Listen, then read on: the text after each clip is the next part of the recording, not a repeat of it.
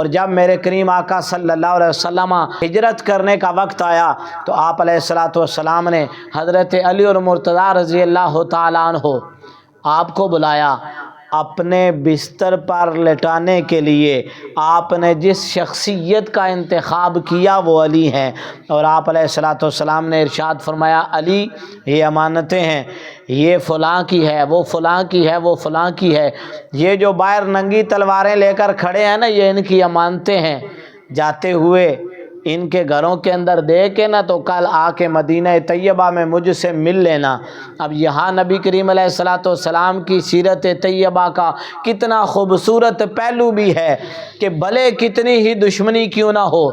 ہاں جی، زہر کے اندر آلودہ تلواریں لے کر وہ کھڑے ہیں، اور نبی کریم علیہ الصلوۃ والسلام فرما رہے ہیں علی یہ ان کی امانتیں ہیں۔